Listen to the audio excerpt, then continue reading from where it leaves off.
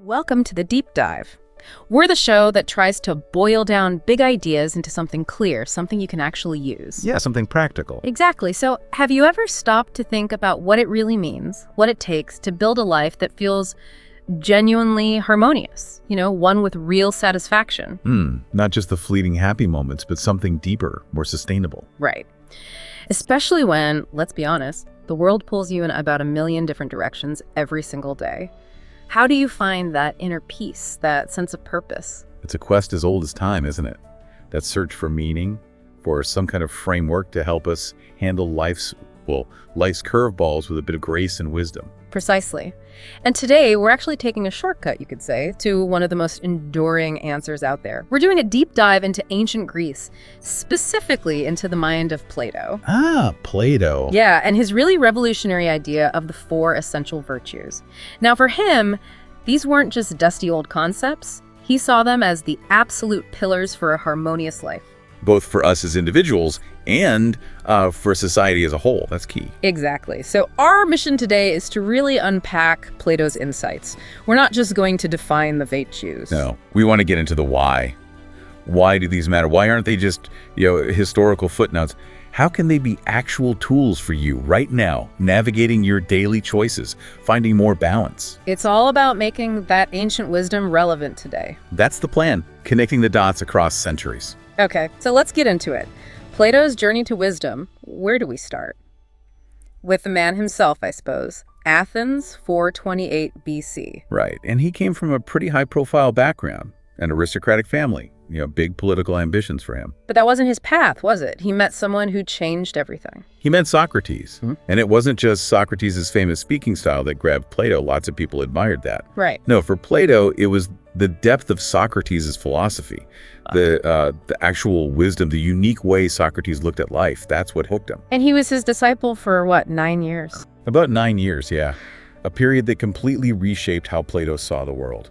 And then after Socrates died tragically, Plato didn't just, hang around Athens moping. No, he hit the road, went on this, massive quest for knowledge, traveled for maybe up to 2 decades. 2 decades? Wow. Yeah, especially significant time in Egypt, apparently. Yeah. Just soaking in ancient wisdom, kind of drinking from various cultures, as they say. It was intense learning. So he gathers all this knowledge, this experience, and then heads back to Athens. And that's when he founds the academy. But it wasn't just a school, in our sense. Right, not just Philosophy 101. Exactly. Plato saw it as a place for human formation. Yes, they studied politics, math, science, but the core was understanding the mystery that is the human being. Human formation, I like that. Yeah. His goal was really to educate people to live in harmony. Harmony within themselves and harmony with the bigger picture, with society. And thankfully for us, unlike Socrates, who didn't write anything down. Right, a big difference there. Plato wrote a lot, about 30 dialogues, give or take. And his most famous, The Republic. That's where we find these 4 key virtues we're digging into. And he wasn't just listing them off. He presented them as a kind of roadmap. The path of harmony, he called it. A middle path that's important between extremes. The way to a genuinely happy, full life. Okay, a middle path, not rigid rules then. No, not at all. Think about, say, organization. Right. Just general organization. That can be seen as a virtue, right? Sure, like organizing your desk or your finances. Yeah, or your thoughts, your emotions even. It's not about being inflexible or obsessive. It's about finding a kind of flexible order that simplifies things, makes life flow better, less chaos, more harmony. Okay, that makes sense. And Plato argued this same principle applies just as much to a whole society as it does to one person. He even imagined this ideal noble state built on these virtues. A noble state built on inner harmonies scaled up. Interesting. Okay, so to really get these virtues, you're saying we need to understand how Plato saw us, the human being, his sort of anatomy of the soul. Exactly. The ancient Greeks had this really interesting view of our makeup. They talked about 3 dimensions. 3, okay. First, the soma. That's the easy one. Our physical body. Dense, concrete, what you can touch. Got it. Body. Then, the psyche. This gets translated as soul or mind. It's our psychological bit, tied to emotions, daily thoughts, that inner world. Okay, body, psyche. What's the third? The nous. sometimes called spirit or intellect. This is the higher part, deeper, a bit mysterious maybe. It connects us to universal wisdom, what Plato might call our superior self. Our superior self linked to those timeless truths, Plato's forms, perhaps. Precisely. That realm beyond just the physical senses. So you've got body, psyche, and nous. And Plato felt the psyche, the soul part, that's where the real action is, where we face our biggest challenges. That's exactly it. The body kind of follows its own rules. You take care of it and mostly works. The nous connects us to higher stuff. But the psyche, that's the battleground. That's where our choices really shape who we become. Makes sense. So did he break down the psyche even further? He did. And this is crucial for understanding the virtues. He saw 3 subparts within the psyche. First, desires. The concupiscent part, he called it. Concupiscent, okay. Yeah, basically the part that deals with the body's needs and urges. Hunger, thirst, but also, desire for achievement, recognition, that sort of thing. Things we want. Right. Basic drives and ambitions. What's next? Next are the emotions. The choleric or irascible part. Plato saw this as the pure part of the soul. It's what motivates us, what moves us. Like animation from anima, soul. Yeah, exactly. Think about anger or joy or sadness. They generate incredible force, movement within us. They literally animate us, push us to act. Okay, so desires pull us, emotions push us. What's the third part of the psyche? The highest part, reason, the rational part. This connects up to the nous, the spirit. But, and this is really important, this isn't just everyday thinking like figuring out your grocery list. For Plato, this is elevated superior thought, the philosophical mind. Elevated thought, meaning? Right. Meaning thoughts that aren't just about me, my immediate needs or wants. It's thinking that considers the collective good, universal principles, the bigger picture. What's best for everyone, not just myself. Ah, okay. Less self-interest, more wisdom-oriented. You got it. So understanding these 3 desires, emotions, and reason and how they interact, maybe even clash sometimes. That's the key to seeing how the 4 virtues work, how they bring harmony. That's absolutely foundational. It sets the stage perfectly. So with that framework, how do we actually cultivate that harmony? Plato gives us these 4 cardinal virtues. The first one is Prudence, also called wisdom or discernment. Right. And it's easy to misunderstand this one. It's not just about being clever or, strategic in a selfish way. Okay, so what is it then for Plato? It's the ability of that highest part, the rational part of the soul, to discern right from wrong, to see clearly and choose the best path, not just for you, but for the highest good in any given situation. Seeing clearly, even when things are murky. Especially then. So on an individual level, think about your choices every day. Prudence means letting that highest rational part make the call. Like that example of waking up. Your body, your desires, want comfort, stay in bed. Exactly. But your higher mind, your reason, knows getting up and starting the day is actually the better action long term. Prudence is listening to that part. Okay.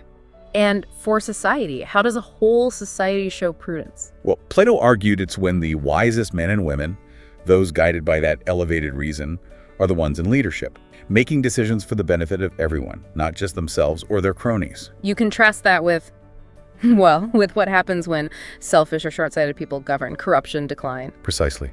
The opposite of prudence is ignorance, or maybe folly. When decisions get made by the lower parts by desire or raw emotion or short-term thinking, things tend to go downhill. Okay, prudence is about wise decision-making from the highest part. That naturally leads to the next virtue, right? Courage. Also called valor, fortitude. Yes. And again, it's maybe not what we first think. It's not just about physical bravery, like facing down a lion or something. So it's deeper. Much deeper. Plato connects courage to the emotional part of the soul. It's the capacity to be faithful to what we have decided, using our prudence, our reason. Faithful to the decision. So knowing what's right isn't enough. Not nearly enough. Courage is the acting on it. It's the follow-through. It's having the fortitude to stick to your rational decision no matter what, independent of pleasure or pain, fear or desire. Okay, so it's that internal strength, like, you should exercise, prudence tells you it's good for you. Right. But courage is actually getting up and doing it, even when you feel lazy or tired. Exactly. Or knowing you need to have a difficult conversation. Prudence says it's necessary. Courage is actually having it, despite the discomfort or fear. It's about being unshakable. That's fortitude. Unshakable, I like that. And collectively, in society. Well, think about it. Yeah. You could have the wisest leaders imaginable, making perfectly prudent laws or policies. Okay, good laws. But if the people responsible for carrying them out, The administrators, the citizens, whoever, if they lack courage, if they aren't faithful to those principles. Then the laws are just words on paper. Exactly. Good laws mean nothing without the courage, the fortitude to uphold them, especially when it's difficult or unpopular. The opposite here is cowardice, betraying your own rational decisions, giving in to laziness or fear or immediate gratification. Prudence decides, courage acts. Got it. What's the third virtue? Temperance, also called balance, equilibrium. This really gets to that harmony idea we talked about earlier. Okay, harmony. How does Plato define it? Temperance is when all the parts within you, your desires, your emotions, your reason, are in their proper place. They're working together, not fighting each other. Like an orchestra. Yeah, that's a great analogy. Or think of a healthy plant or a harmonious ecosystem. Everything has its role. Everything contributes. Nothing is wildly out of control or completely suppressed. It's finding that sweet spot. So for me individually, it's not about, say, crushing my desires or ignoring my emotions. No, absolutely not denying them. It's about putting them in their due place, guided by reason. So you feel hunger, you acknowledge it, but temperance means your reason decides when and how much to eat rather than the hunger just driving you blindly. Or feeling sad, but not letting that sadness completely take over and dictate all your actions. Processing it, but keeping it in perspective. Precisely. It's a kind of self-mastery, ensuring those powerful desires and emotions serve your higher goals instead of, running the show. This internal conflict, when parts are pulling in different directions, it just drains your energy. I can feel that.